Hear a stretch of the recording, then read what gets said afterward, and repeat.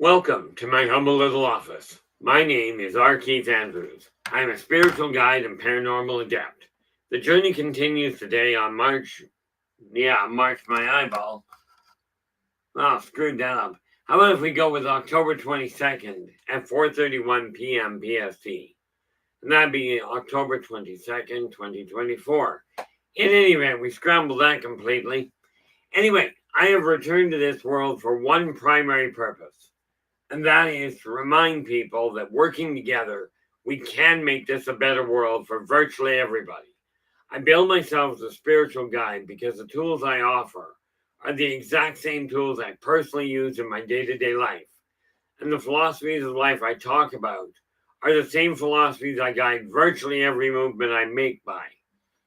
With this in mind, I know these tools will work for you because they continue to work for me and have worked for literally thousands of other people with varying degrees of success, depending on their own personal efforts.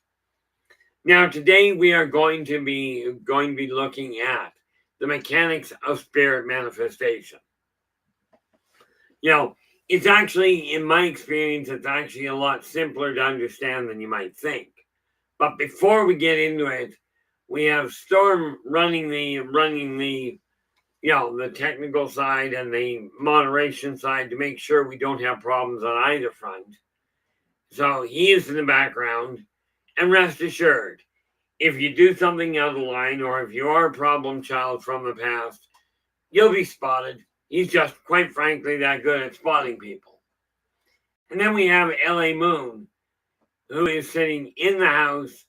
I count on her to keep tabs on what's going on in the chat room itself. And she keeps an eye on my health. Kind of an important thing, unless you guys are looking forward to seeing me have a heart attack again. I've tried that before. Now, Joe Stewart is in with the gold. How you doing, Joe? Glad you could join us. Things have got to be getting interesting out there. I mean, let's face it, we're getting close to Halloween here. And coming in with the silver is Operation Shutdown. How we doing, Operation? The reality of it is, guys, I know there's a lot of questions out there.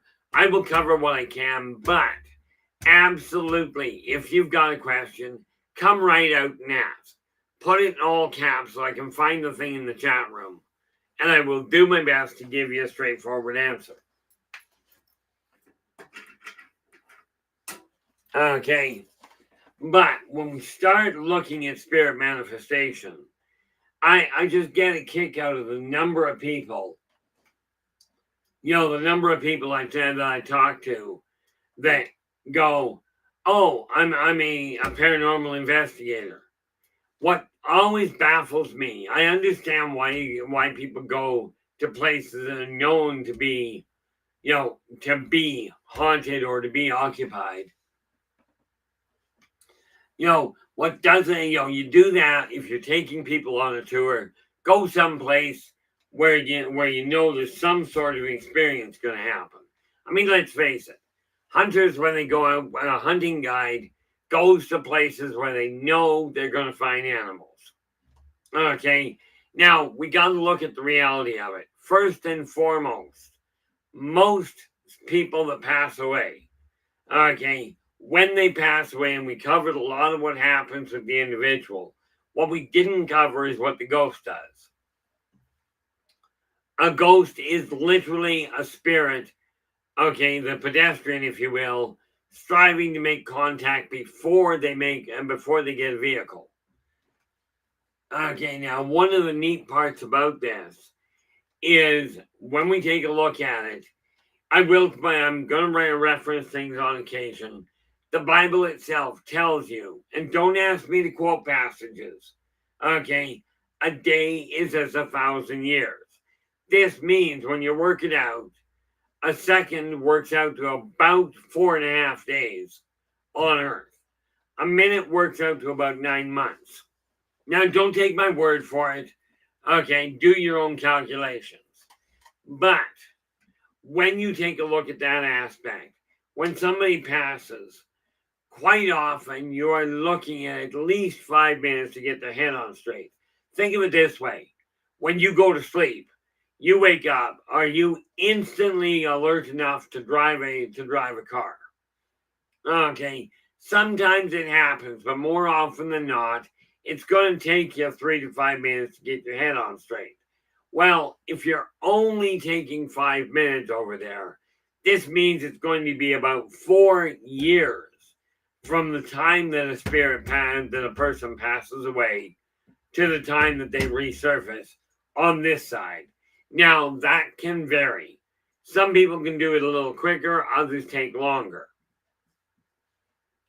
Okay, so what you're dealing with is simply a spirit is somebody that has simply lost their vehicle. They are no longer driving a car, as it were. They are a pedestrian. Now, what order does this sort of thing come in on? It's more a question of which is easiest to work with. Okay, what I mean by which is easier to work with is this. It's easier to be heard than it is to be seen. And I'm referring to once you pass into the spirit realm, it takes less energy and less know-how to have a voice heard or make a sound, even if it's a brush and a sound like scuffing your feet. All of this takes practice. Now, the best show I ever saw, the best movie I ever saw that shows this transition well was Ghost from somewhere back in the 90s, I think, starring Patrick Swayze. And they did a beautiful rendition of the transitional period.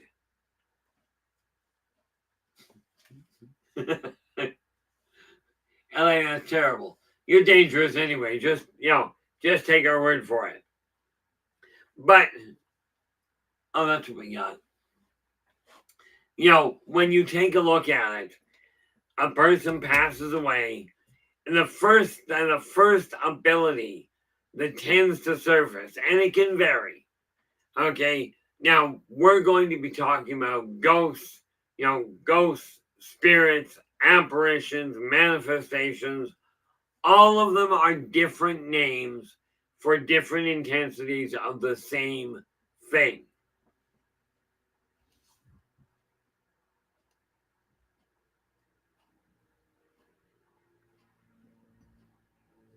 Oh, gotta see what that is. I will finish that off, Joe, when you do.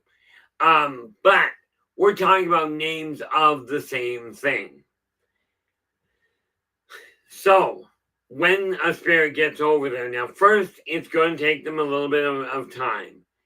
A lot of the time, not always, but more often than I care to count, if somebody is seeing a spirit right after somebody passes away, most of the time it is literally and don't get me wrong, somebody's gonna go, oh, you're just telling me I'm imagining it. No, what I'm telling you is that you're missing the person so much, that it's very easy to hear that voice before it ever manifests. Now, people do the same thing when they're missing a physical person around them. Susan, how are we doing? Glad you could join us.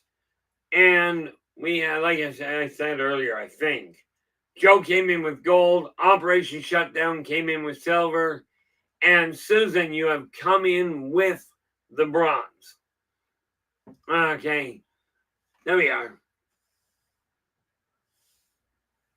Yeah, Joe was just saying about 70 yards out in the cemetery, he saw what appeared to be something very big, brown, could have been a deer, might have been a cryptid, or a Bigfoot.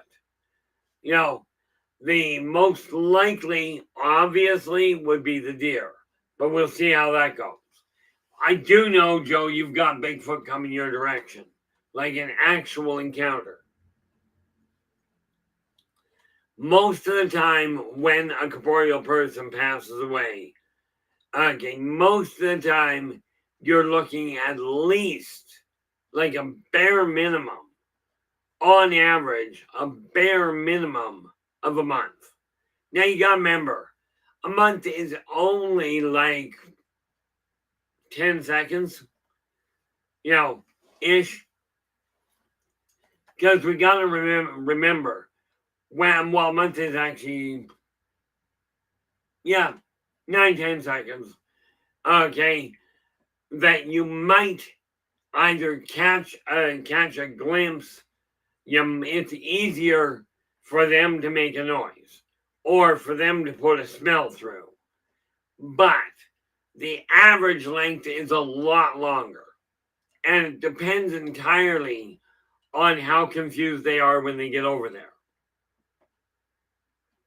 So we take a look at the situation, and people will hear it may sound like wind rustling through the leaves. Maybe you'll catch whiff of a scent of smoke, like a cigar. Maybe it's a whiff of a perfume or a cologne.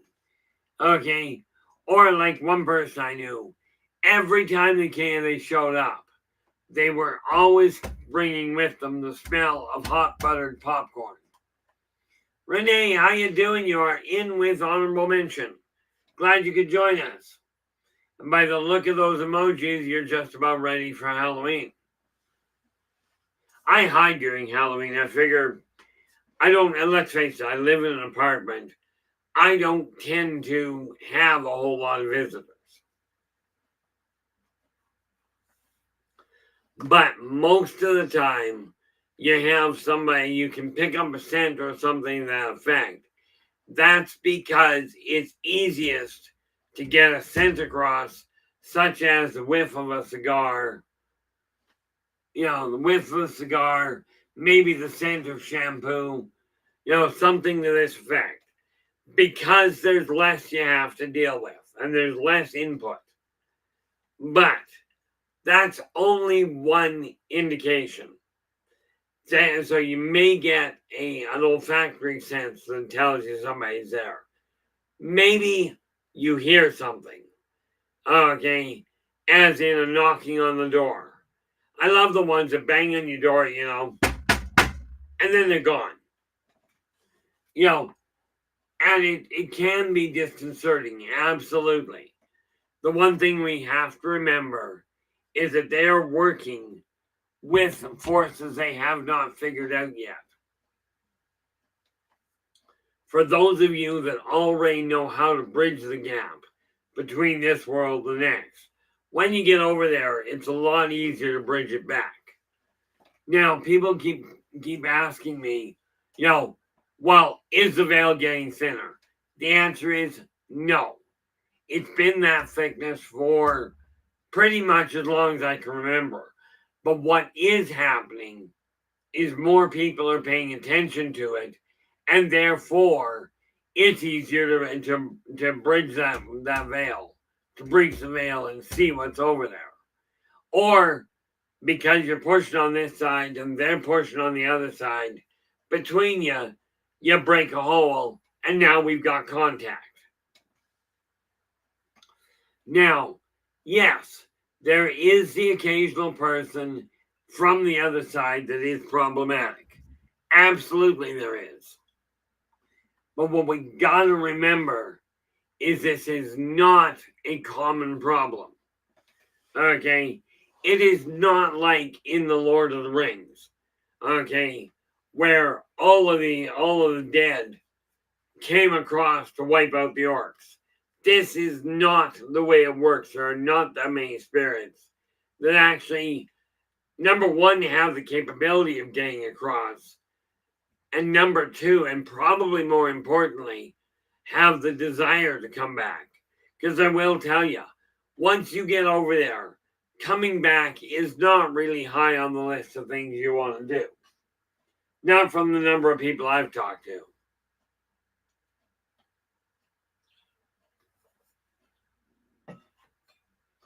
So when the body dies, the soul gets out of it. Now, if I remember the measurements right, about 15 years ago, and I have no way of telling you how he pulled this one off. But about 15 years ago, a coroner discovered something rather remarkable.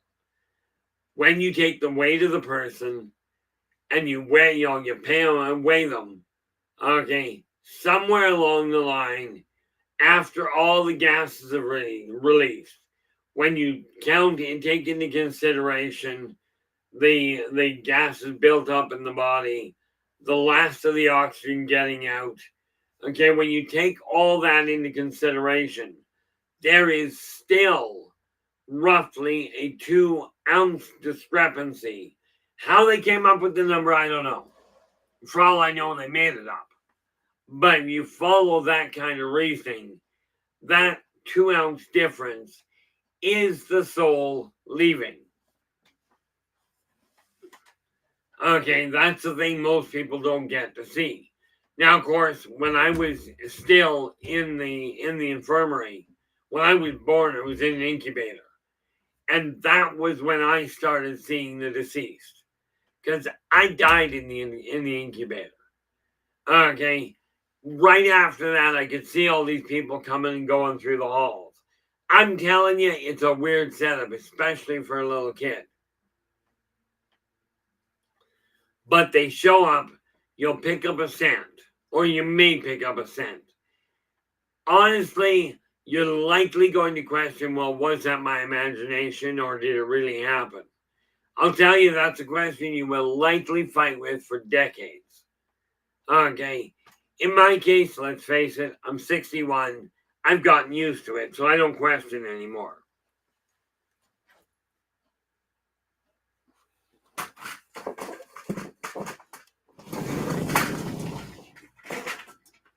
You know, but that's the easiest one for people to pick up. And I'm laying odds, most of you, if you've lost a loved one, you likely have spelt something that associates with them. The other thing, that we got to take into consideration. Rachel, how you doing? Glad you could join us. Very happy you can make it today. The reality is most people have picked up a scent of somebody. Okay. But we got to remember, when you're going about your day-to-day life, if it was somebody you cared about, you're likely to see all kinds of things that remind you of them. And this is not something that's different for anybody, but I will tell you this. The fact that millions of other people go through the same thing is not going to make you feel any better.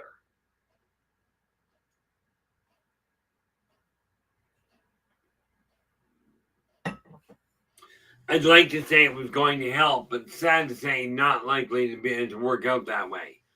But that's why we start with the scent.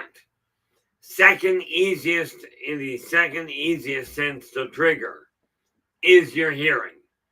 Okay, which is why you may hear your name, but I will tell you this: the scent can come through really quick. The sound of any quantifiable fashion is likely to take a while. Because you got to remember, they've got to figure out how the mechanics over there work. Just like when you were a baby in this world, you had to figure out how to get your vocal cords to work so that you could actually make yourself heard. They've got the same problem. Okay, it's just they're doing it from the other side of the veil. Now, somewhere down the road, like I said, a minute is about 9 months. So if you're looking at 2 or 3 minutes, it's not really that surprising. Okay, so they take 2 or 3 minutes, aka 18 to 27 months, around the 2-year mark. Okay, now understand, this is not a question of them going, oh, I don't want to talk to you necessarily, but it is a question of them going, I don't know how to make the phone work.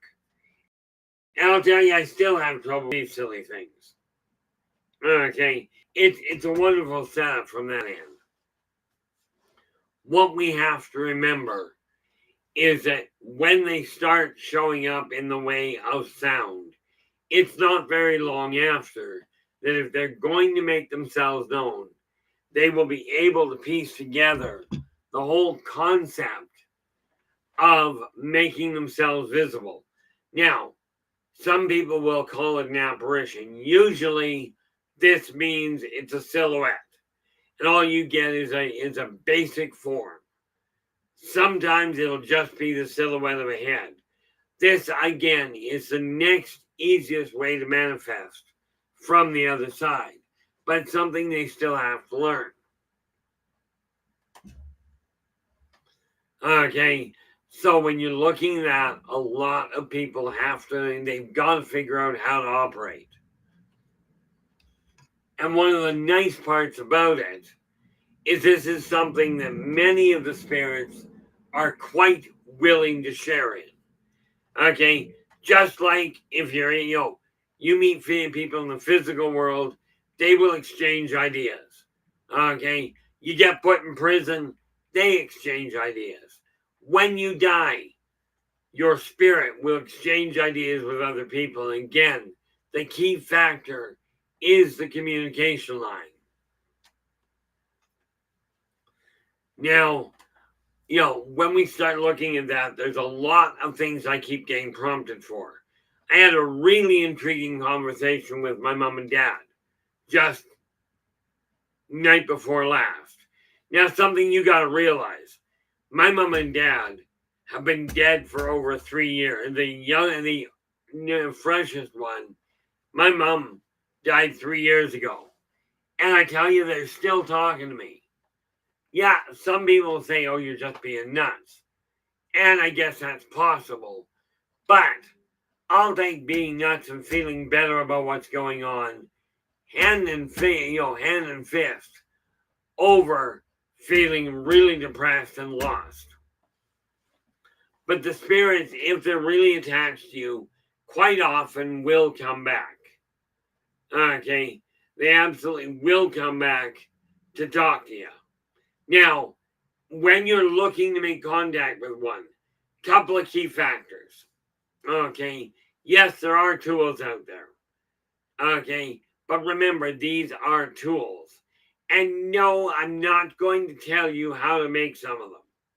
Wonder if I've got that.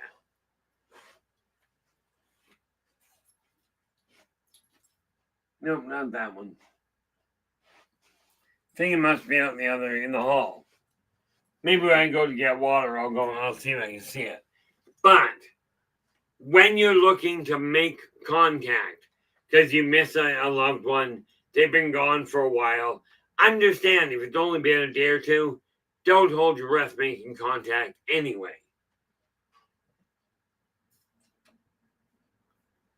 Lunar, how you doing? Glad you could join us.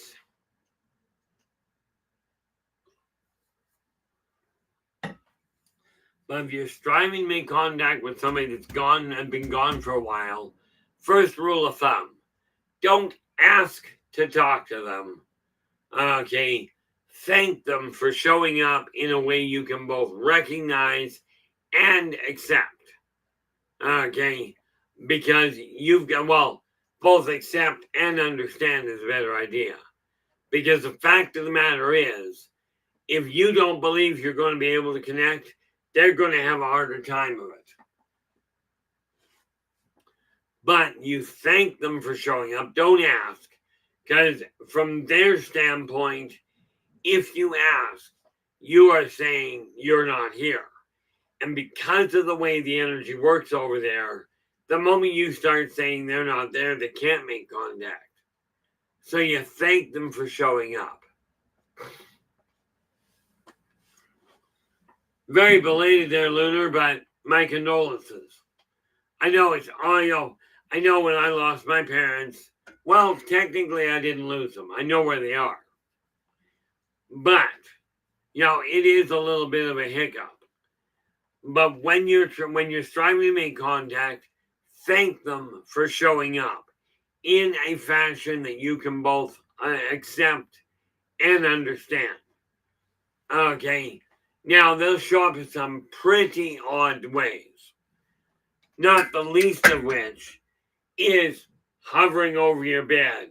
Quite often, the first place you'll see them is sitting in a favored chair or in a favored corner. Maybe you'll see them with a favored outfit. I knew one guy that every time he showed up, and he was from the 20th century.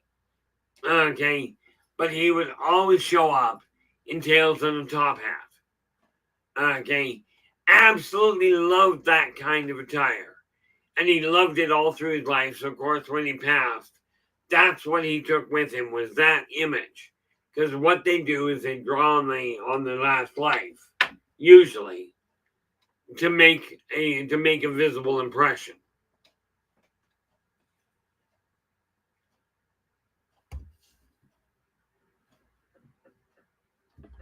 You know, one of the nice parts about it is once you make contact the first time, it gets easier for both of you.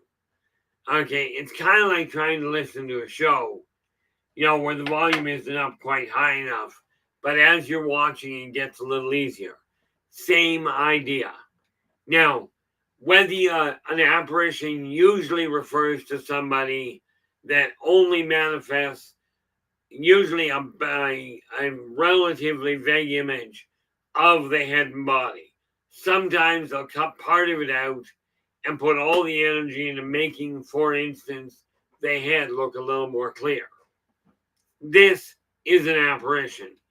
Ghosts usually are referred to when you see the whole entity, like a complete physical body. Now, thankfully, they don't tend to show up on the whole in the fashion they currently are. I have seen them do that before, and I swear it can be a little disconcerting.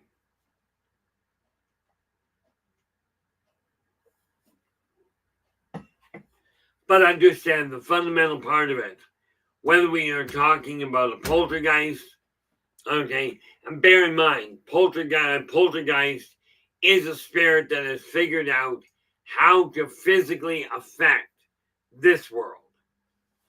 Poltergeists on the whole are not dangerous. They are not mad people.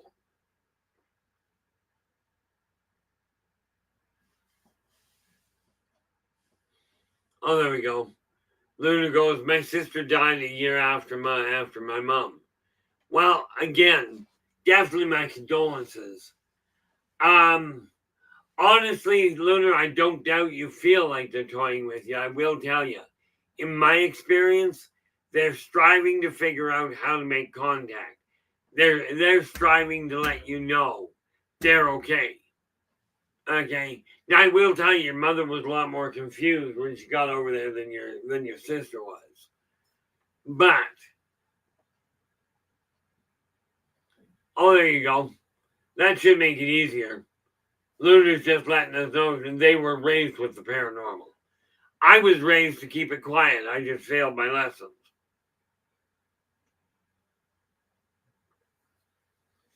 But a lot of what I see people being taught in the paranormal is literally where half the problem of getting back in touch over here is. Okay? Because many people are taught literally that once you're over there, you've got limited ways of getting back across. If you're lucky. Okay? Quite often people try and find a new and exciting way to mess things up. But it's a question of figuring out what buttons to push in order to be heard. I don't know about you guys, but I know I still have trouble. Somebody phones me on a computer, on a cell phone. I still have trouble figuring out how to hang it up half the time. But a spirit is simply the former driver. What we got to remember is that they're learning as well as you are.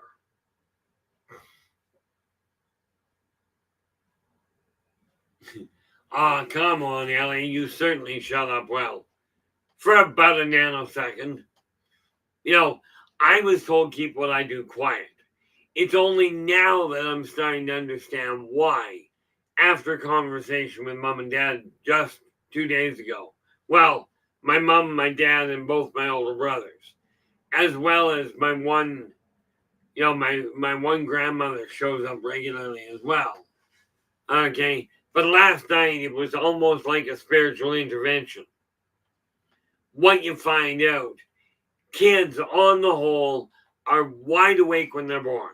And understand, the kid comes in, paranormally speaking, wide awake, with no greed, no greed, no prejudice. They may well have some fear. It keeps you alive. Okay, but kids on the whole, they are fully versed in the paranormal world.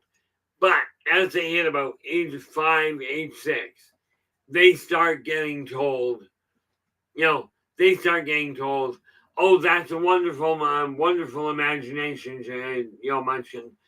But it's time you grow up and start acting like an adult. Now, think about that.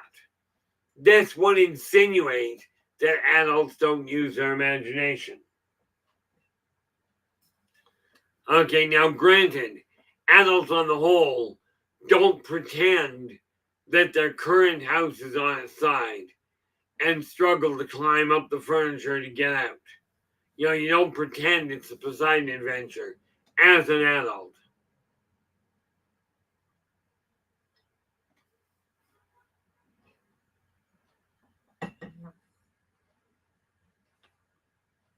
Purple, how you doing? Glad you could join us. Now, to be honest, I have no idea who Terrence McKenna is.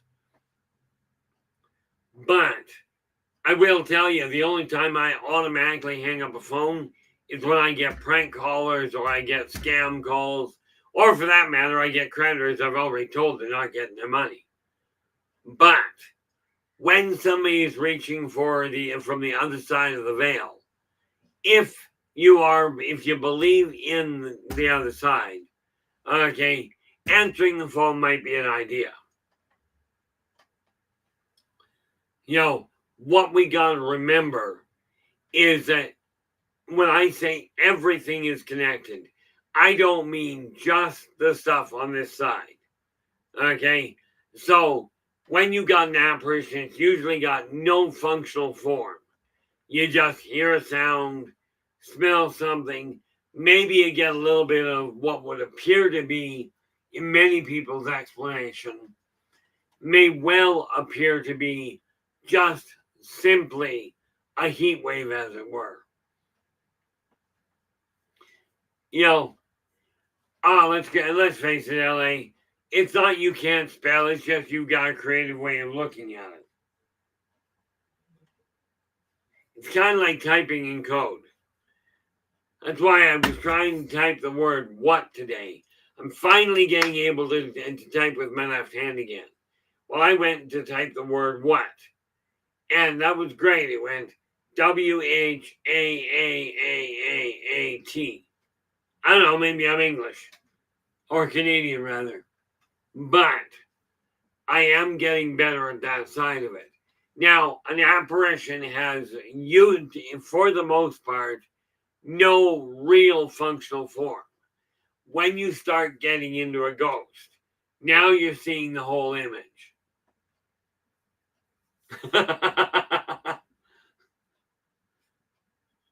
Yeah, LA goes, sad when a witch can't spell.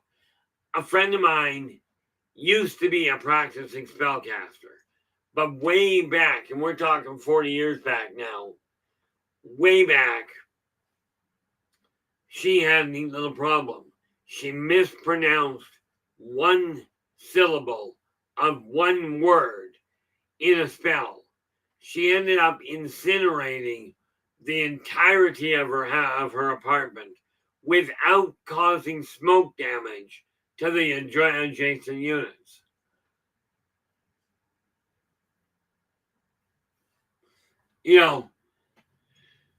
So what we're looking at here, and again, of course, graveyards come up on this stream all the time. If you're looking to make contact with a loved one, absolutely one of the best places to do it is down at a gravesite. Doesn't even have to be where your family member is, but gravesites the graveyards have a tendency to being a little more open to the spirit world. And contrary to many popular beliefs, I love it.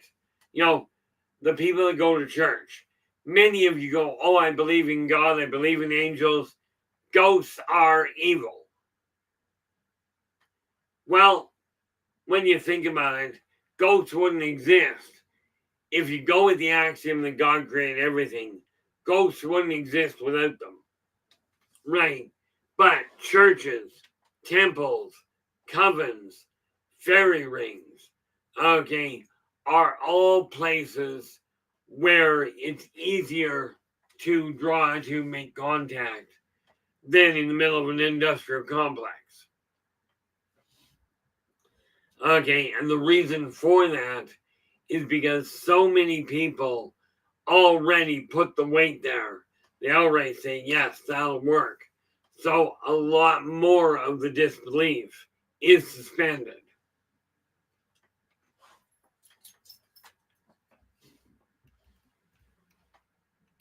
And that's just the way that works.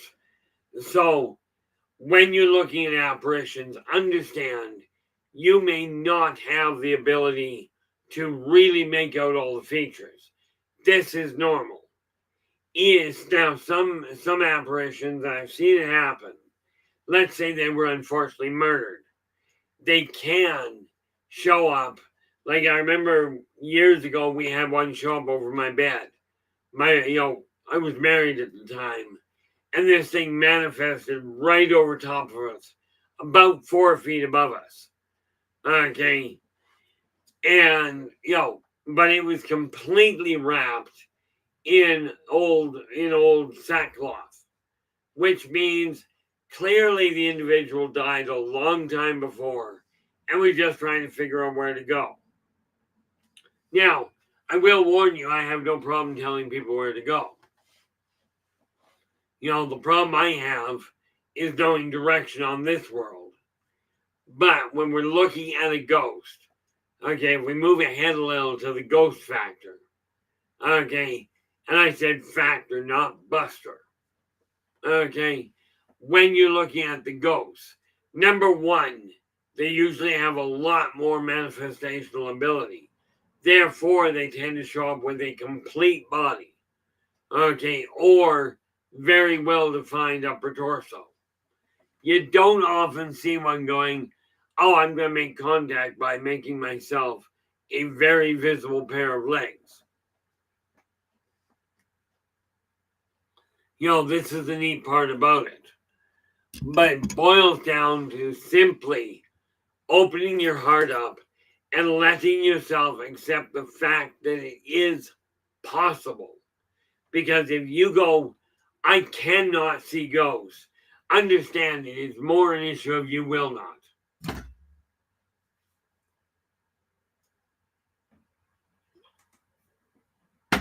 The nice part about it is a ghost, on the whole, they do not affect the material world. Once in a while, you will get one that can. But again, once in a while, you will get a child that can bench press 100 pounds. Okay, it's not unheard of, it's just not common. And this is what we gotta realize. And of course, the ghost, like I said, a ghost is simply a pedestrian without a vehicle. It's just like everybody that owns a car. Sooner or later, you gotta get out of the car, because I don't know about you, but I can't drive through my apartment hallways with my vehicle. At least not without damaging a whole lot of things. And I just don't think I can make the corner. Okay, but ghosts take a little bit of time to fully manifest. On average, you're likely looking at 3 or 4 years, simply because of the amount of energy conversion you're working with. And I would love to know why my eyesight just went completely wonky, but that does seem to be an interesting side effect.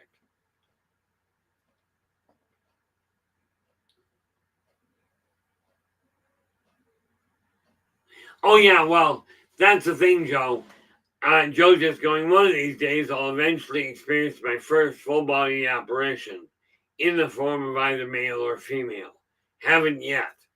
No, but I will tell you, and I doubt you'll do this at this point, but if you go down to the graveyard and you wander around there, you're much more likely to see them. Because it's hard to see a spirit or a ghost through a glass window. Harder through a solid wall, but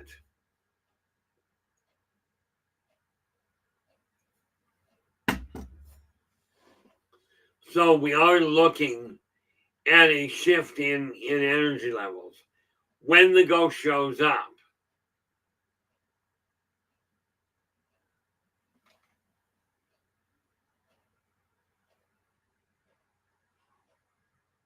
Oh, okay.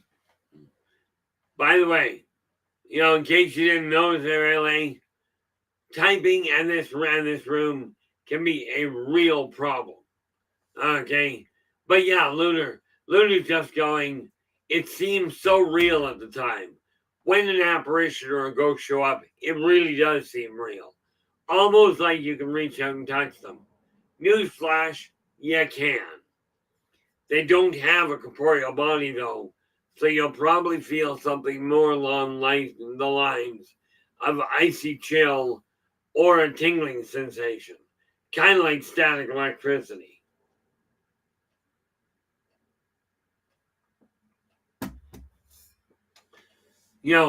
So this is where things are happening from that end. And what we have to realize as individuals, making a note for myself here, when we're looking at ghosts, okay, we got to remember this whole idea of I'm going ghost hunting. I don't know about you, but if there are ghosts from a human on this side, hunting is usually not a well received term. I mean, if somebody says I'm hunting for you, does this make you feel all warm and fuzzy?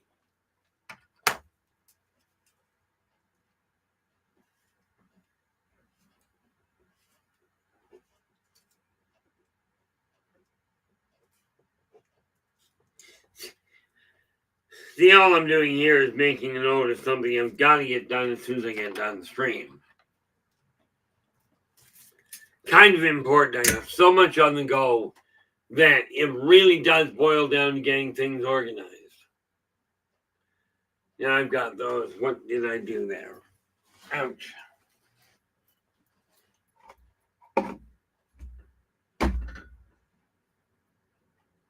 The neat part about it.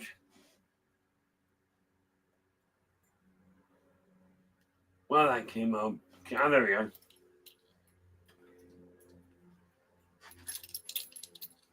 The neat part about the way the Ghostware works is that we can turn around and take a look at things and go, okay, what are we up to? And the ghosts, usually they come back around because either they didn't finish something or like the one guy that I met, okay, a real hoot of a character. He got over there and all he wanted to do, the only reason he came back across the veil was to let his kids know that he had arrived safely.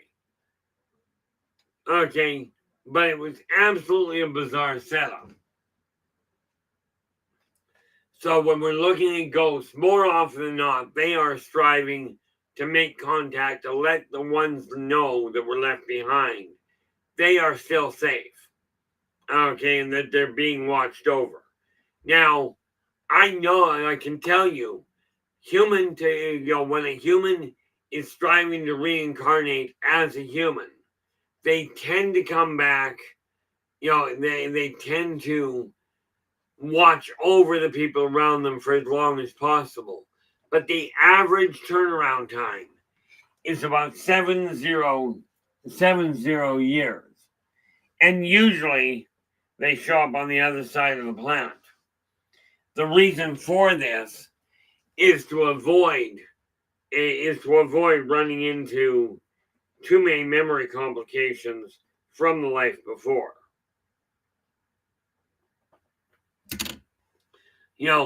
That's how that comes together. And all we got to remember is that the world that you're looking at, when you're looking at all the spirits that are out there, yeah, LA's just corroborating that. Most of the messages she gets are literally, just let my family know I'm okay. I have one guy who shows up and he goes, he comes across, he wanted me to let his sister know that he was okay because everybody said that he was going to hell. Okay. And he comes back across and he says, sis, just wanted to let you know, I am in hell right now. Absolutely, I am where I was told and where everybody said I'd be. I'm in hell. You gotta come here. It is the biggest flaming party you've ever laid eyes on. Emphasis on the word flaming. Right? I mean, he was just absolutely ecstatic about ending up in hell, as he put it, because he had his own conflicts and what have you. But he figured it was great where he ended up. And like I said, even for ghosts, hell is a transitory thing. You don't burn there for all eternity. Oh, well, you're welcome to it if you'd like. Personally, I get a little bored. So what we end up with is you got ghosts that sometimes they do get trapped, and they get trapped, caught in, hang on to a building they were in, or a piece of our property that they had real attachment to. Most of the time, it's because, number one, they had unfinished business. The other one that happens quite frequently is if somebody dies suddenly, they may not even know they're dead. And this is what I usually end up dealing with, is people that don't know they're dead. Of course, in all fairness, I've run into what I consider a lot of brain dead people. And if that's the type of people ending up on the other side, it's no wonder they're a little lost. But what we have here is an opportunity to help people pass over to reconnect with loved ones. I am now in really, really stable contact with my own family, with my own bloodline. Okay, because they've all of a sudden decided, okay, you've hit a wall. You require this information. Well, I got handed a staggering amount of information. And now I'm sitting down going, okay, what do I do with it? Well, I'll tell you, the first thing I do with it is get my tailing gear.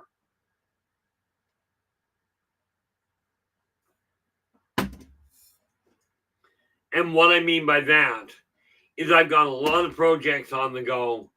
I got handed a really short one, that's going to be, assuming I can find the PDFs. And this is just a heads up because I don't know how we're going to pull it all off. That is frankly Storm and Lynn job. They're going to figure out how to turn PDFs out, and then we can start making things move in an easier fashion. Now, the neat thing I look at is I'm in the middle. I was given some instructions yesterday by a number of people on what I've got to get done. Now, I've had long conversations with Storm, with LA, with my other half about what I am here to do and how we're going to make it happen. Okay, well, I've got to get the information in writing. Absolutely, I have to.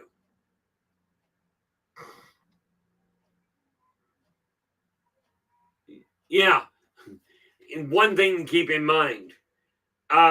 Just a thought. Let me ask you this, Lunar. When you're telling them they're dead, do they have trouble understanding what you're referring to? Yeah, as far as you can tell. because many of them will. But there's a real neat kick to curing that.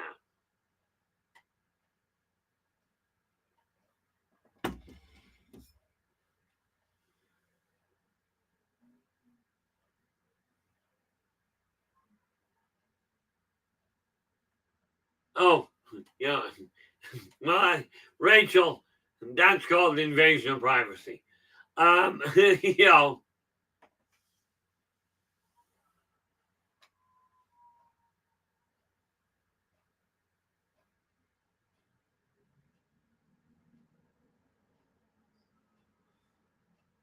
oh, yeah, JoJo's going, I really don't go out to the cemetery at night. My next door neighbors have a floodlight that goes on when it's noticed something, and they have dogs that will bark half the night. Yeah, now, wouldn't that be nice to be able to actually do what we were accused of by the church when I was playing Dungeons and Dragons when I was a kid? Wouldn't it be nice to be able to utilize that cone of silence, just like the one they had in Get Smart? Okay, yeah, we're going back a day or two, but when we're looking at the spirit world, okay, number one, most of the time they can't do much to affect the physical one, and most of them are not looking to cause a problem. Okay, poltergeistic activity is quite often dominated by frustration of trying to make contact.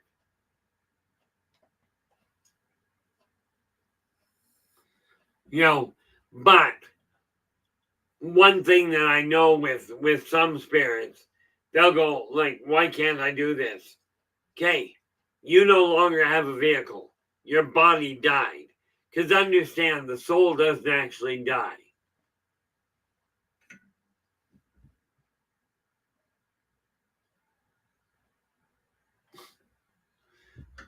You know, Rachel, that just gets annoying on occasion. You know, one thing that you might want to let them know is, look, I'm having supper. I'm not telling them anything till after supper.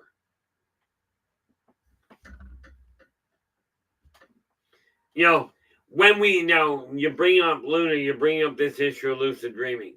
The reason I recommend against it is because dreams are there to let you know things that your subconscious has picked up. The moment that you start lucid dreaming, as in controlling where your dreams are going, you lose the usefulness of the dreams. The messages now have a problem.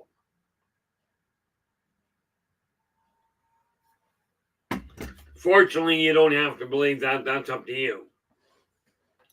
Ghosts have all sorts of ways of communicating. One way that is very important to understand is when you're striving to make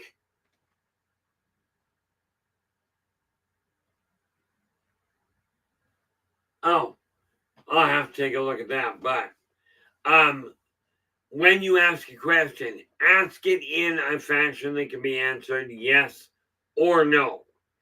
And the two most common places to feel the answer, and yes, I said feel, is across the back of the neck or down your forearms. Okay, and it'll be a tingly feeling in all likelihood, much like your hand waking up from being asleep. Okay, now when you ask in a yes or no fashion, most of the time you'll get a tingly sensation, and the stronger the tingle, the more definitive the yes.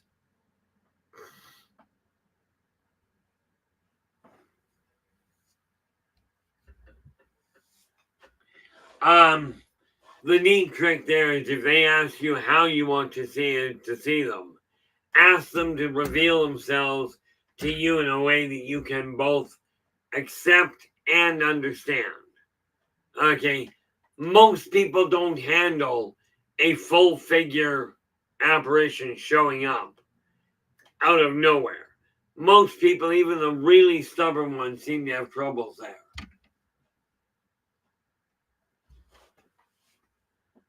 Now,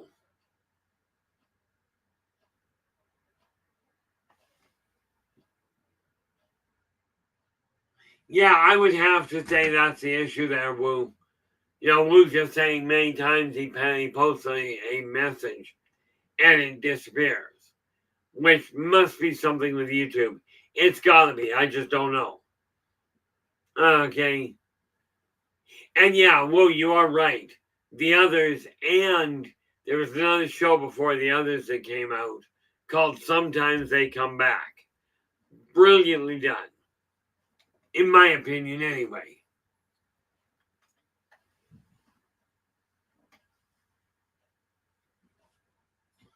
Oh, there we go.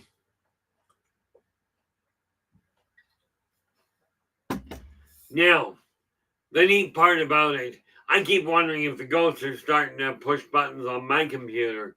Because I'll tell you, some of what shows up on my computer, I'm looking at going, guys, I don't have my hands on the keyboard. And yet sometimes my computer or my cell phone will start typing messages and I'm going like, okay, now one hand's over here, the other hand's held this way. I'm not typing. Ghosts themselves, some of them are absolutely homicidal. I've run into a few that went, I want that person's body and I'm going to take it because I'm that good. I looked at mine and says, this is not a wise move. Understand. People go, well, once you're dead, you can't, there's no death for ghosts. There actually technically is.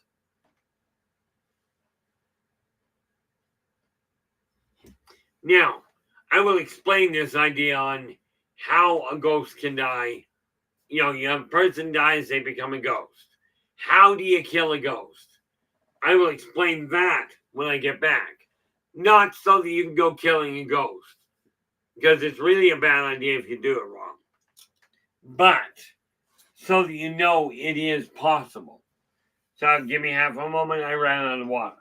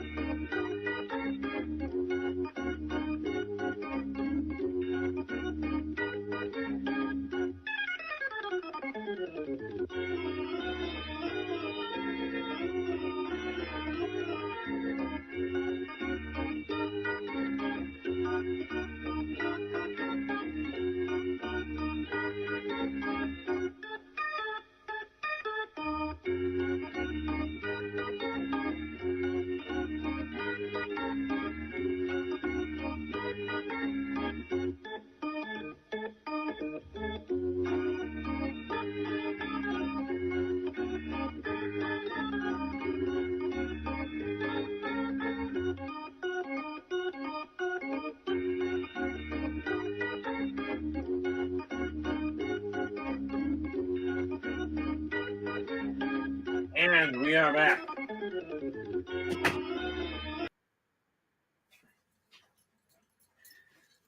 Now,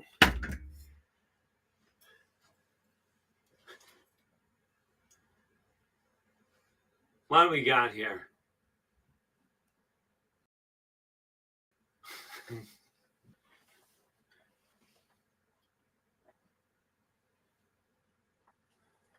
Yeah, and this is the nice part about it.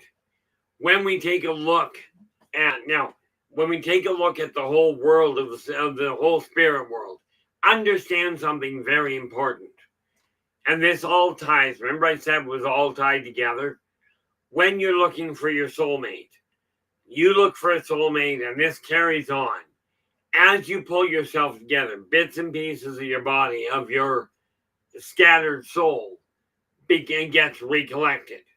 Now, when you die, when your physical form this lifetime dies, you undoubtedly have brought bits and pieces of your soul back together. But in certain circumstances, if you know what you're doing, and I'm one of the few that does, one of the few I know of, okay, if you have a problem with a ghost, yes, most people go, I'm just going to help them to move them on. Okay, I'm a little more volatile. Okay, and what you can do with a ghost is separate their soul back and split it back up again. So they have to go and find themselves all over again. Now, yes, this is a bit extreme. If it's just a lost, and see what happens for me is if it's just a lost spirit, they don't know they've died, they're trying to get across, and they don't know how. Then you turn the lights on and send them away and send them on their way. The ones I tend to disassemble are the ones that come after somebody, they try and kill somebody to hijack a body. Okay, and again, that is a topic that I mentioned we were going to look at, which is walk-ins. Okay, and we will deal with that on another day. Just depends on what happens over the next couple of days. I undoubtedly, if I don't have other ideas, or if I don't have other requests, I will end up doing within the week. But again, listener requests first. Wu asked about reincarnation yesterday. Hopefully, Wu, you got the answers to what you were looking for. Today we're looking at ghosts. And understand, a ghost can pass through you. Often if they do, you're likely to feel a little bit of a chill. Because you got to remember, their energy is a lot different. Oh, and it is. Hijacking someone's body or murdering them or, however you want to call it. I've run into cases where somebody jumped in as a piggyback. Okay. And that's why we invented injection seats. Matter of fact, I had a character in Aftermath, a role-playing game, post-apocalyptic, that deliberately built. How you doing, Angels? Glad you could join us. He literally built for his little Jeep-like vehicle called a Cheetah.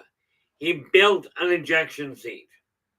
Okay, and he spent the money, spent the time. Not only did he build an ejection seat, he put a roof over top of it, and then reinforced the roof. So all he had to do if somebody tried stealing his car was flick a switch, set off a shotgun shell in his backside, and then inject him right into a reinforced roof. Needless to say, it left a bit of a mess. I'm twisted, what can I say?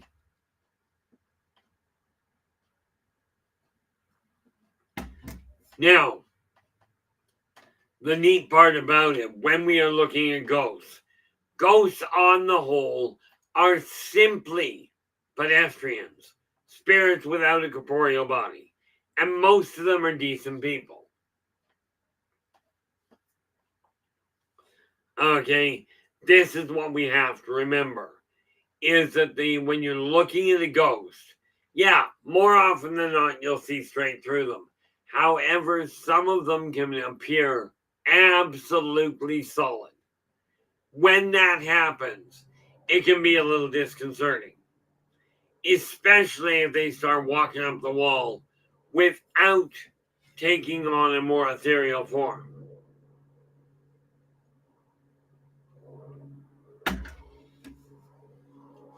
Now, again, guys, if you do have questions, absolutely ask. And yes, by the way, there is this neat little thing about pets taking on a ghostly form. Pets are just like everybody else. They have a spirit. They can become a ghost. Okay. And yes, they do have a tendency of holding their last in the form that they last had that they were content with, because they're still trying to make contact with the people that were left behind. Kind of an important factor when you think about it. But are ghosts something to worry about? Not in my books. Of course, I don't worry about much in the paranormal. The thing we have to realize is the other neat little catch. If you're striving to make contact with a loved one or with somebody you know has passed away, be clear on who you're looking for. Do not just want, going up to a medium, when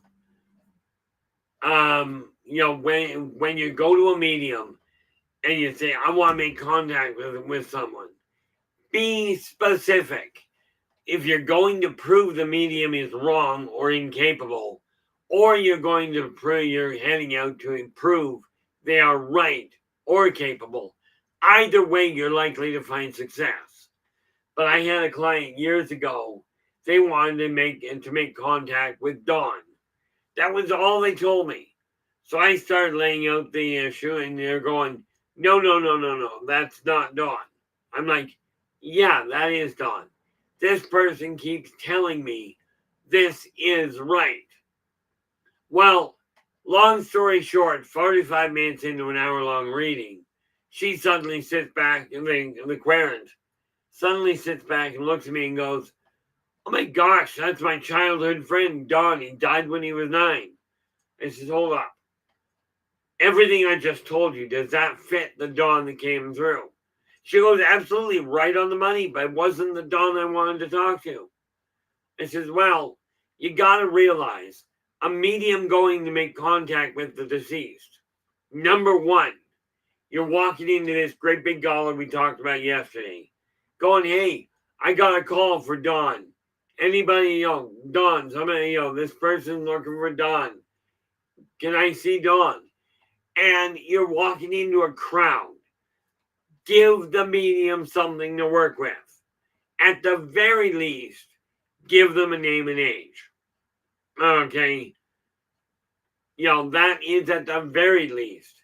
Because otherwise you're setting yourself up for disappointment. And mediumship is hard enough to work with. Without it getting harder by people going, oh, I don't want to say anything because that will taint it. Let me ask you this. If you don't know how to pump gas, okay, and you get somebody else to pump your gas, does that gas burn any differently than it would have if you'd known how to do it? When you're going to a medium, you're asking them to help you. Don't make them have to fight to help you. Okay, this is why when I was doing readings, and yes, if you go to the link, buymeacoffee.com/innervoiceJ, you can get a hold of me for consulting purposes, business or personal. But I get a kick out of it. So many times I have people turn around and go, nothing you told me came true. I want a reading. I'm like, where is the logic? If nothing I said came true, why do you want to waste your money on me? Like I said, I'm not known for being subtle about it.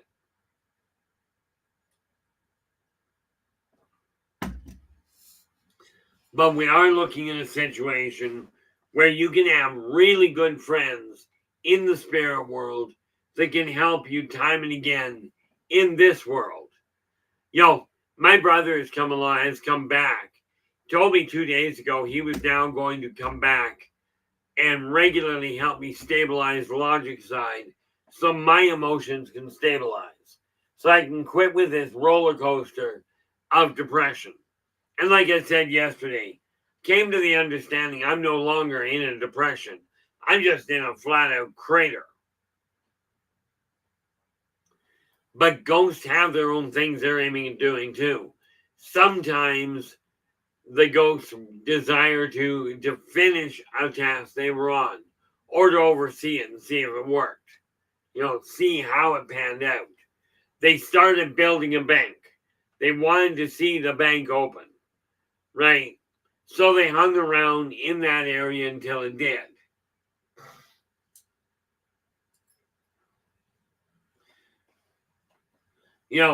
The funny part is we've got rules here. The ghosts have more rules than we do. Like, you can ask for a ghost to kill somebody. This is not a good idea. Okay? Because you got to remember, you send that kind of hunter out, you're asking for somebody to send one to you. Remember, karmic law. Energy out, energy in. Okay? This idea of using ghosts or asking ghosts to kill people is just a bad idea. Okay? But ghosts can be found anywhere. Many of you have had spirits walk through your house. Okay? I mean, literally, in one wall, through the room, and out the other wall. I get it all the time. Okay? Sometimes in the morning, I gotta be careful because they're poking their head up through the floorboards. That's always fun.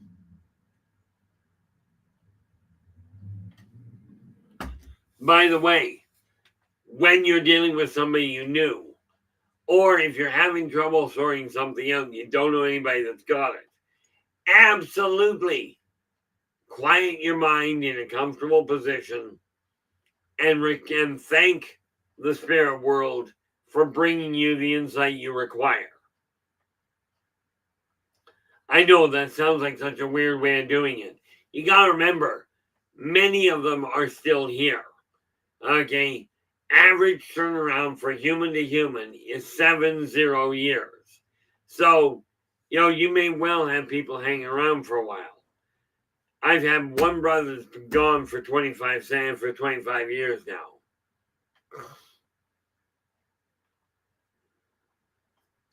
Angels, I'm just thinking, angels of life just goes, I'm constantly seeing spirits go up and down my apartment. Have you ever had any luck in getting them to clean your apartment? I know I keep asking mine to, and they just don't. I don't know why. Maybe they didn't like doing housework when they were here.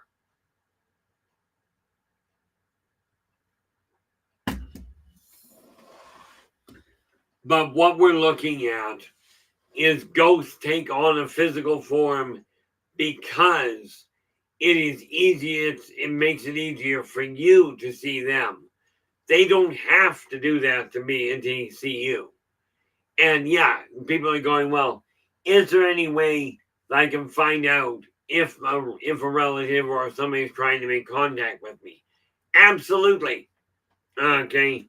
There absolutely is. Take a bedside table or a shelf where it's not likely to get bumped. Okay. Now, we'll do it this way. You take a table, okay, that's not going to get bumped. If it's your bedside table, make sure it's far enough away that you're not likely to, in your sleep, move around and knock it out of the way. Yeah, Ellie's going, great idea, it doesn't work. But you take a table, a counter, something that won't be accidentally run into. Take a little bit of talcum powder, okay, or talcum powder or cornmeal works really well because it's really slick and doesn't tend to draw ants. I don't recommend using sugar, okay. Salt, not a bad idea, but spread a little bit on, put a little bit on the table, okay. Then you take a light picture frame. Set it on top of the cornmeal, on top of the salt, whatever it is. Set it carefully down because when you let go, you don't want to touch it again. And you literally thank the spirits for letting you know that they arrived by simply moving that item. Okay, the reason for the salt and for the coating is, yep, you guessed it, it leaves drag marks. They're not likely to pick it up and move it, but pushing it is very probable. And again, guys, if you've got pets, i.e., cats especially, putting something on a flat surface, odds are it's going to get knocked off anyway.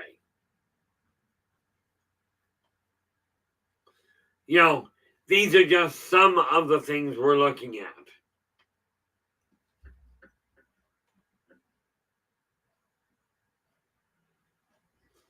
Where are we here? Angels goes, now I have psychic friends unexpectedly give me the messages from certain smarty pants spirit loved ones who tell me to organize certain areas of my home. But I'm taking too long according to the spirit. Oh heavens, you'll get that until you drop dead. Understand, spirits have the ability to literally go, I desire this, and there it is. They are masters of manifestation in their realm, not in the material world. Okay, now I'm right now going through my area now, and I've cleared off a lot of it. Where is that going? Oh, this neat little piece here belongs way up here out of the way.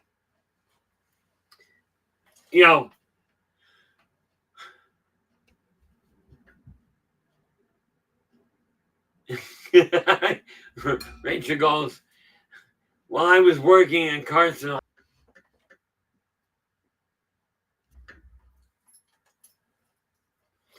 it's always fun to pick on ghosts, but you gotta remember, if you're going to pick on a ghost, you're giving them permission to do the same thing. This is why I have many more friends that are either dead or not human than I do that are physically here. Matter of fact, unfortunately, I found a lot of times the physical people I think I've got a relationship with or a connection with don't feel the same way. So I literally had to take a look at it and go, okay, they've moved on.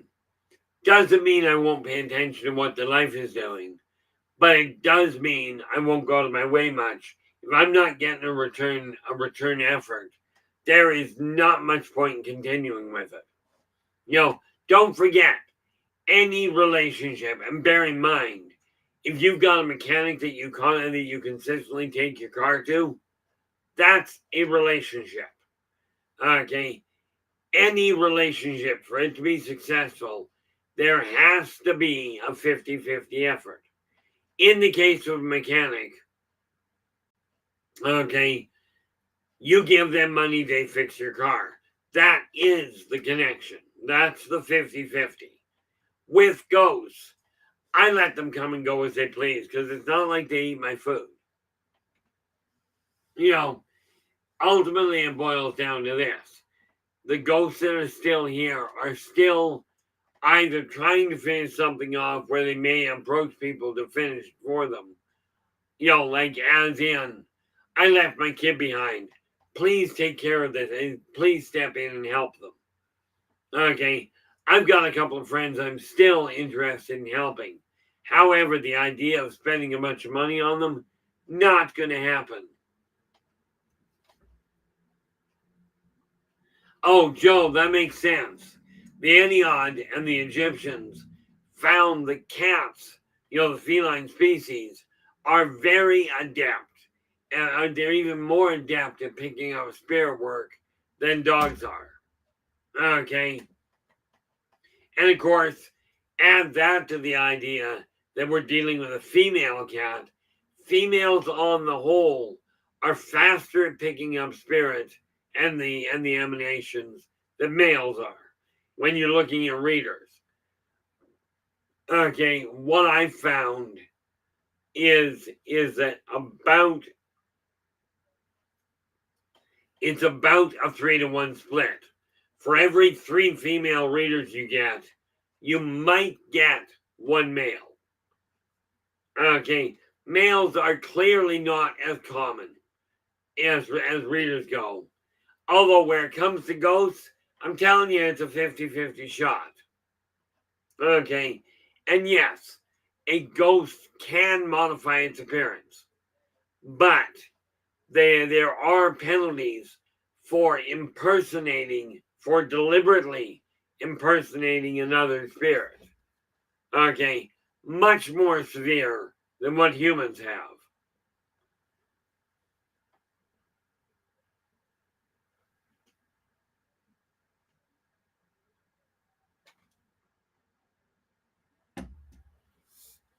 You know, one of the things that I always look at where it comes to the spirit world is they are definitively looking to make sure they are not forgotten.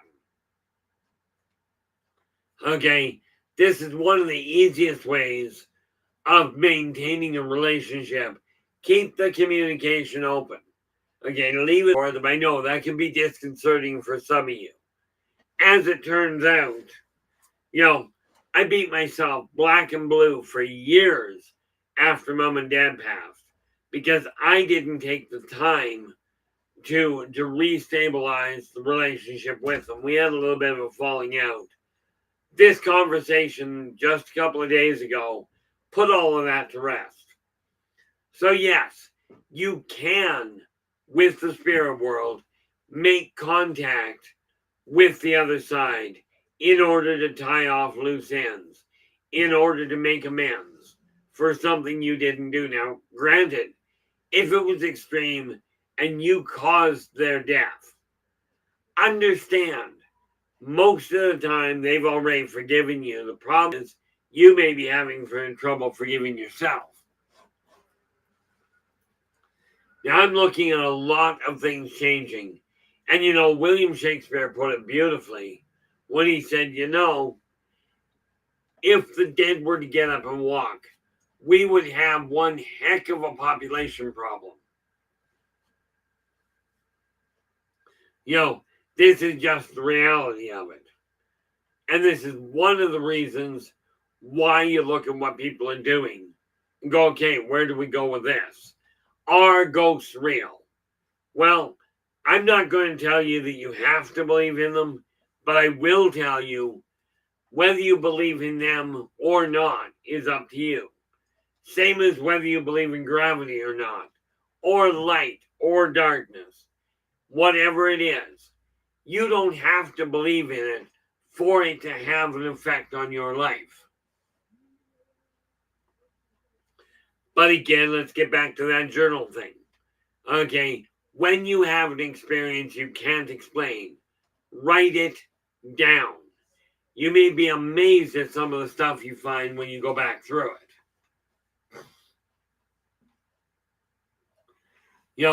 I'm in the middle of going back through a lot of notes and getting them all into one book.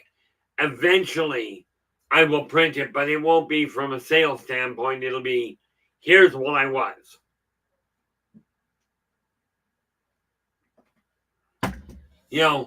And many times when we have ghosts coming to us, many times they're bringing back information. They're trying to pass on some guidance. Maybe they left something behind that's very beneficial. I literally had one client where the ghost came back. They were trying desperately for years to make contact. And the whole reason was because taped to the bottom of the top drawer of their office desk, which the descendants still had, turned out there was a signed bearer check underneath taped to the bottom of the desk, not inside the drawer, but underneath it. And I had to point this out to them, so they dug it out. Turned out it was a lot of money. So I mean, one of the things we have to realize, apparitions and spirits apparitions, your little whiffs of smoke that you may see, they are simply in the early stages of striving to make communication. That's the real kicker to it. Now what we're looking at is, as time goes on, we have these ghosts trying to make contact, because this world, a lot of these people are coming back going, look, you've got control over this. You can change the path your life is on. And many ghosts are trying to tell people this. Okay, this is why I've got this absolutely incredible flow. I'll tell you, if I made $10 for every ghost that come through my door, I'd be a multimillionaire overnight. Okay, it's just a question of they don't have cash, so they turn around and help me out with other things.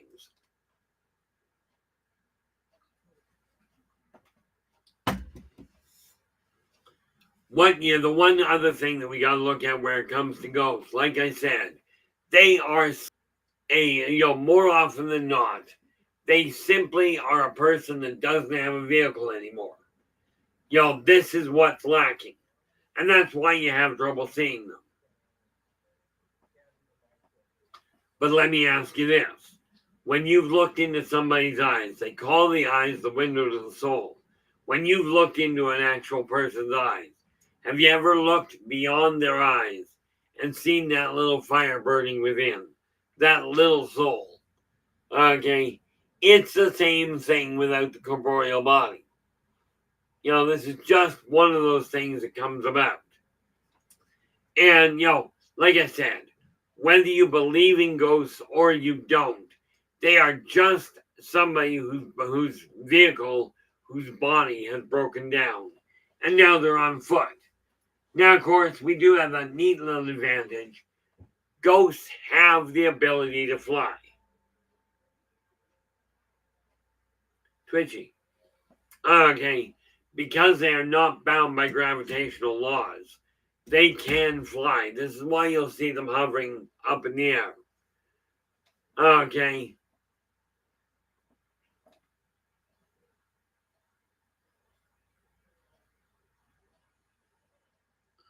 Oh, nice. Yeah. I came across a couple the other day that I had written down. Some of the stuff I've got. The earliest one I found actually was 1994. So we're looking at 30 years ago. And I'm now taking all of my journals, some of which have dreams, and putting them all into a file.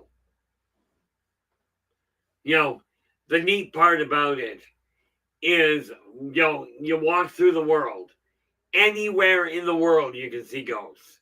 It just so happens that in graveyards or in churches, temples, people are more accepting of them being there. Except the staunch Christians that don't believe that ghosts exist.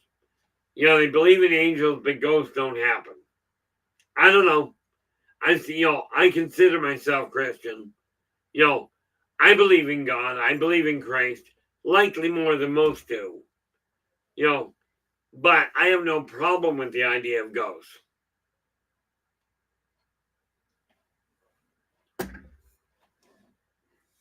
One of the things we have to keep in mind here, okay, is that when you're looking at the paranormal world, if it happens all the time, it's no longer paranormal. Okay?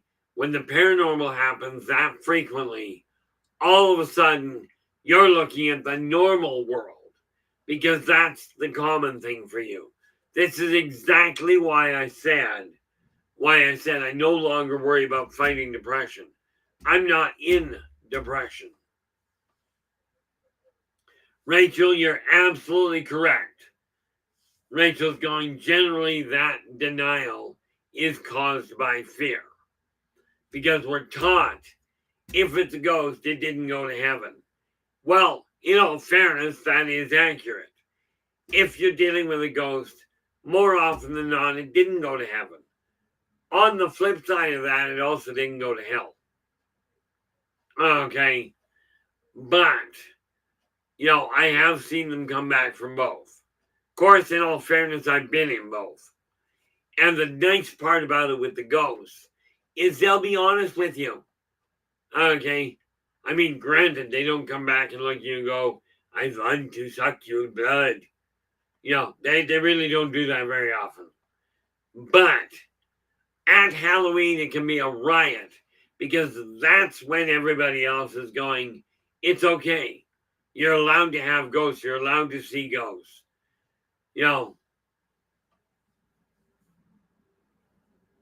Whoop. Oh, there we go. Lunar, thanks so very much for dropping in.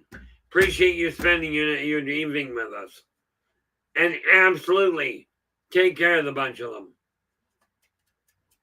But I do gotta ask what the common birds are that you get. If you're still there, I'd love to know. Because I got quail living right outside my window. Quail and chickadees. Quail, chickadees, finches, that sort of thing all out there.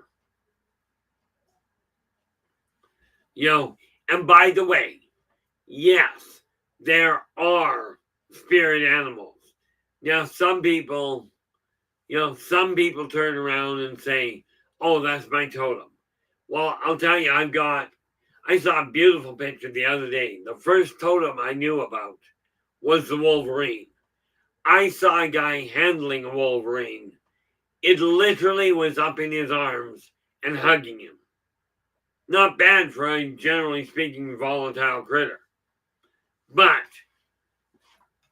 there are so many spirits out there. People, plants, animals, different species. You may see ghosts of any walk of life, any origin. Okay, but on the whole, ghosts are decent people. They're not volatile. The corporeals tend to be a little more volatile, in case you hadn't noticed. And one of the things that we do have happening a lot of the time is that as a ghost starts to make contact, sadly, even in the paranormal fields, you have a ghost sighting, and many of the so-called investigators will go, oh no, you're just making it up. Where's your proof? Well, ghosts aren't known to come around going, I'm going to prove I'm here. Okay, mind you, I look at that. Oh, there we are. Oh, you do have a wide array. See, I'm in an apartment building, so it's not surprising I don't have that many.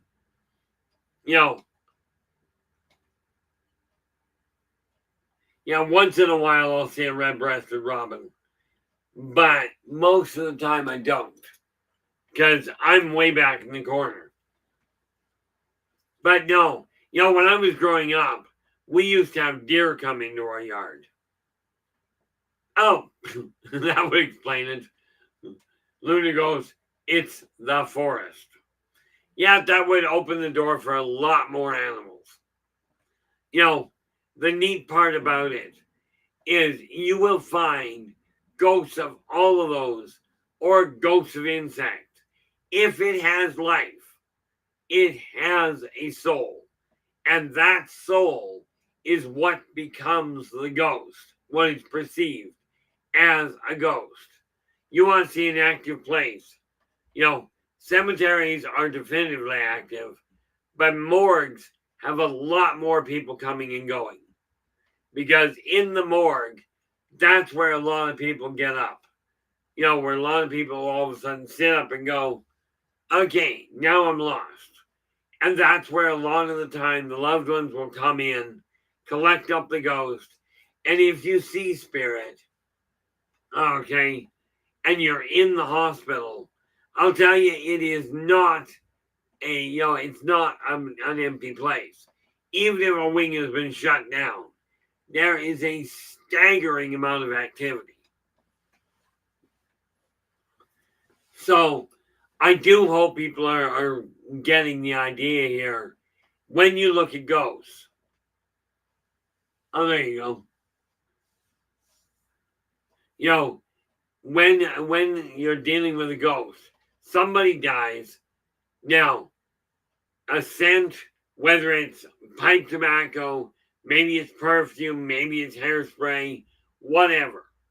Okay. Hopefully it's not just good old fashioned B or decomp. But I have run into people like that. Okay. That is your first generation ghost. Then you've got your apparition, which is usually just a hazy, maybe a hazy figure, might be just a hazy ball, kind of elongated. It's just got no solid form to it, no definable form. Okay, third level is when you get the ones that take on a physical form where it's a clear cut with varying degrees of clarity. Maybe it's a physical body. Maybe they show up in their form. Maybe they show up in a well-defined, just the head silhouette with well-defined features. Level 5, okay, is when they start taking on definitive characteristics, including colored clothing. Okay, now, when you get into that poltergeistic activity, these are people that have finally got across, but they're now strong enough to affect the material world. Not a bad thing. Fortunately, ghosts don't tend to come with guns.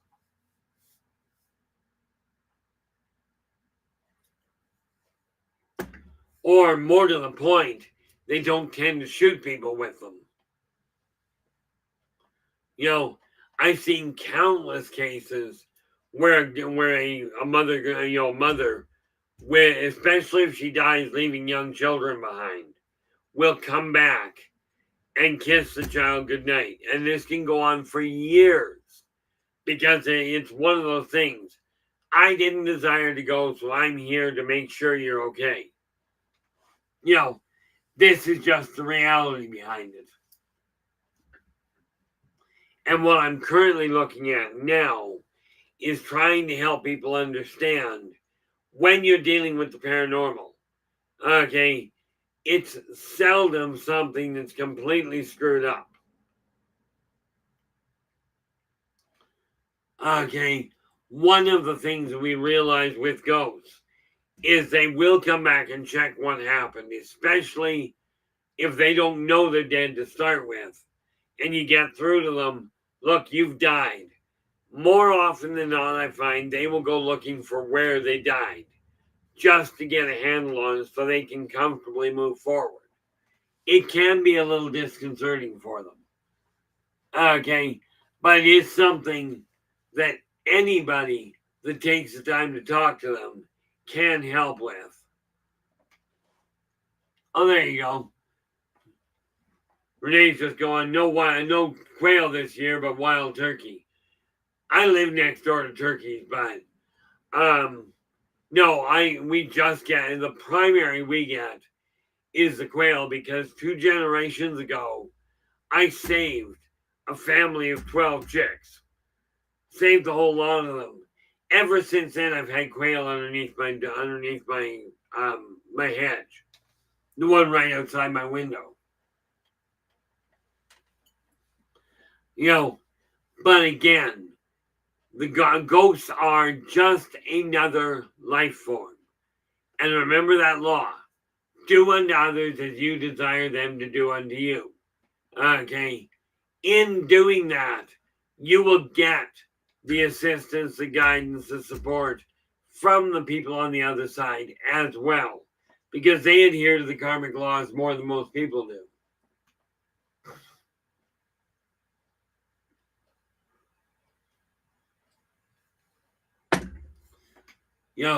Some of what I look at when I see what's going on in the metaphysical world, I'm going, to me, this is just normal. So I don't really see what I do anymore as being paranormal. Metaphysical, certainly, because a lot of what I experience is not a physical sensation. Okay, It's literally an observation or something happening. And many of you have the same ideas or the same experiences. I'm not the only one. Okay, I just happen to be one of the few that'll go, this is the way my life is, and I'm just going to go with it at this point. I've got a massive job ahead of me, but I've got to find a way to turn things around and actually start dealing with this material world. Not a fun job at 61. Okay, I'm telling you, no matter how old you are, though, get a handle on the material world. You don't desire to get to where I am with the complications with the material world that I'm dealing with. Don't wait till you're in your 60s. Okay, get a handle on things now. And absolutely talk to the ghosts. They've already been there, they've lived their life successfully for the most part. And many of them now are sitting there going, if I just swung left instead of right, I'd still be alive. Oh well, can't do much with it, so they're going to move forward. Okay, the best you can hope for is that when you pass, it's peaceable. Okay, but you have the option of becoming a ghost. You don't, the funny thing is, everybody says you have to go to the other side. No, you don't. But what you do have to realize is that you cannot, on the whole, physically interact with people anymore once you're dead. Oh, look at that. We're down to 15 minutes. Okay. You cannot, once you're dead, you don't interact as well with the material world. And rest assured, no matter how much stuff you have, you're not taking it with you. Okay. Howard Hughes had a whole pile of stuff. None of it went with him. Tutankhamun believed he had all this material stuff. He was taking it with him. He buried it with him. In case you hadn't noticed, it's still there. So, the biggest message that I get from a lot of ghosts as they're just passing by is live your life. Enjoy your life as best you can. Because once you're done with this corporeal world, the rules are a whole lot different on the other side. A whole lot different.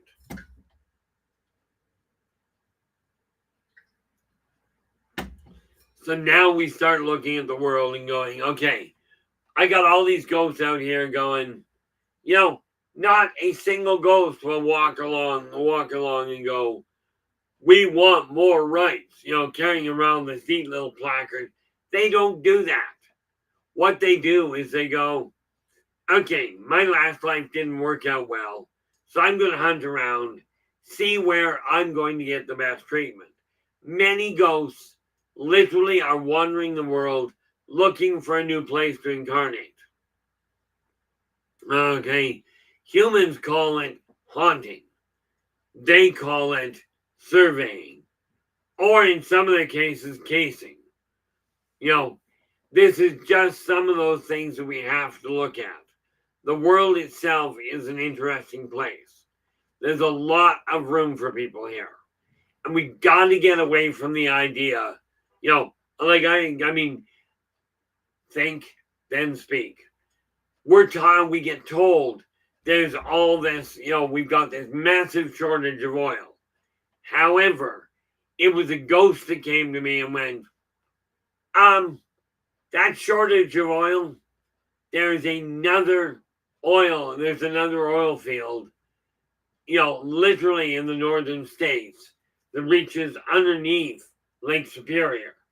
Now, it can be accessed with the right tools from Canada or the States. Okay. And it apparently is bigger than the United Emirates oil fields. Okay. Now, I am no surveyor. I've never walked over, I've never gone over there and gone, gee, let's take a look. I was just simply told this. So somebody else gets to do the work to find it. But oil shortage is not something that you really have to worry about. Massive abundance of greed, absolutely something to be concerned.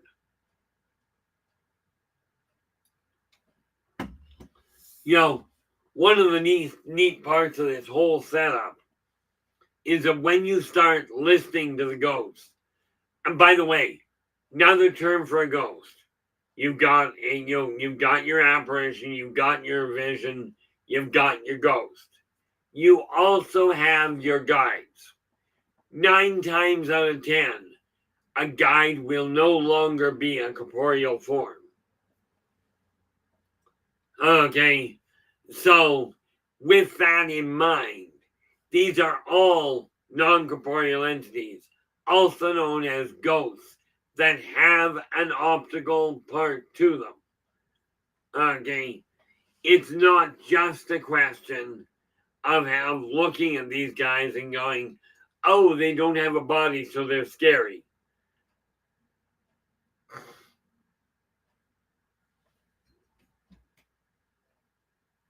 I absolutely agree with you there, Joe.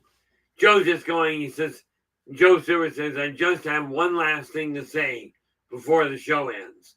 Please start a dream journal. You won't regret it. Now, remember what I said. And thanks so much for that push there, Joe. Remember what I said. Let's say you wake up and all you remember dreaming about is that you were dreaming. Write it down. Okay, if all you remember is that you were running or that you were partying, write it down. Put the date and the time that you woke up and write it down. You'll find it triggers other memories. Kind of an important factor in my eyes. And as Joe puts it, you're not likely to regret it. Like I was just going, I constantly am going through mine because I've got pages of journals that I wrote on paper and I'm now translating and transferring over to soft copy. Eventually, I may print it out. I don't know. I haven't decided that yet. One thing I did find out though is many of the I used to dream about a lot of different entities I could name by name. As it turned out, it was more precognitive I was going to meet these people. Okay. And many of them I have met, which is great. It just turns out most of them aren't human.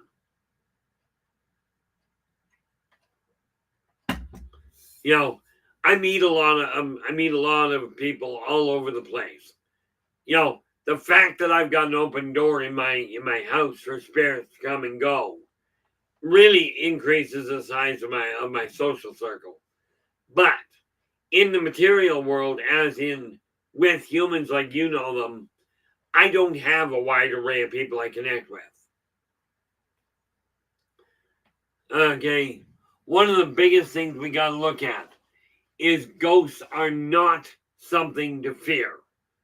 Okay, first and foremost, most of them can't affect the physical world. Secondly, if they can, the ones that can, most are not inclined to do much. Because you got to remember, if they turn around and break societal law, okay, let's say a ghost comes along. Oh, Susan. Susan's just asking, how do spirits create the smells of perfume, pipe, etc.? Well, they do that by simply modifying molecular cohesion. Okay, I know that probably sounded like Swahili. They literally gather the part of the particulates to draw that scent forth so they can release it to the person they're trying to contact. The reason for it is to let somebody, usually somebody specific, know that they are actually there. And that also means 9 times out of 10, they are okay. It's an easy way of letting the loved one know hey, I'm still here. I'm still watching out for you without scaring the ever-living bejesus out of them. Okay, that was probably bad. The thing is, a smell does not scare somebody half as much as an image does. Okay, so they will carry that, especially if it's one that they carried with them a lot during their lifetime. I knew one young lass, and thus far I know she's still alive because, well, every time she was around, I always smelled, coconut.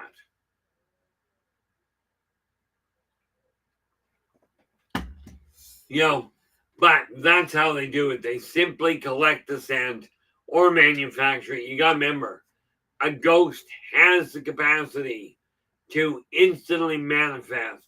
Smells are easy. Okay.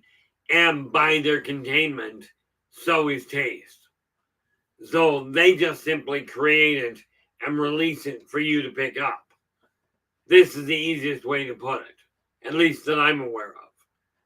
But we got to remember, the ghosts are not here to hurt people.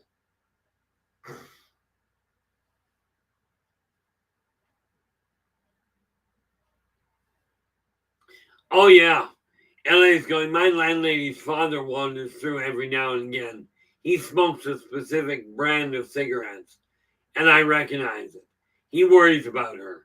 Absolutely, and that's why. Because, see, they got married till death do us part.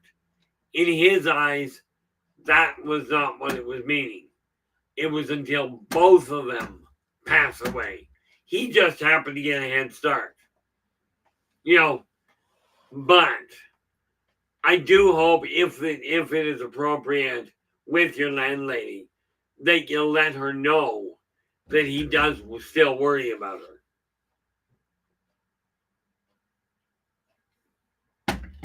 Because honestly, that tends to be really reassuring for the people left behind, from everything I've seen. I was absolutely tickled pink.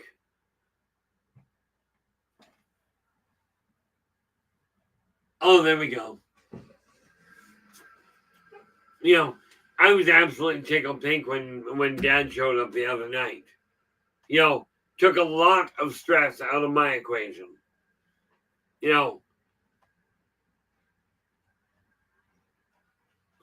Oh, wonderful. I just love hearing about that because so many people, when they lose somebody, they really are lost on their own. I remember one chap I did a reading for, absolutely massive mountain of a man, and she reconnected with him because she died before he did. But did he ever feel better, aside from a mild headache, when she reconnected with him and let him know that she was still there and she was still going to watch over him? Bear in mind, he was 6'2", 6'3", built like a freight train, and she was about 4 foot. She might have made 5 foot, right? But she was the one that ran the household with an iron pan. And yeah, I do mean an iron pan. Or a phone book, depending. But ultimately, that's what you're looking at in the way of ghosts.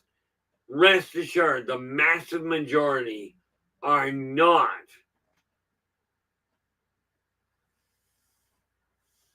The massive majority ghosts are not problem children. They really aren't. Most of them are just watching over us and quite willing to help.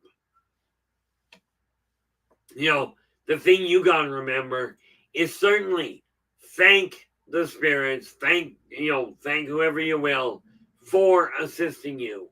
You'll find it helps immensely and does bring a lot of comfort. That's just the way it is. I'm just looking at this, and yep, we are. But we're winding things down here, guys. Remember, ghosts, whether they're an apparition, a vision, a ghost, a guide, these are all different names for the different entities. All pretty much the same entity, just with different strengths. Okay.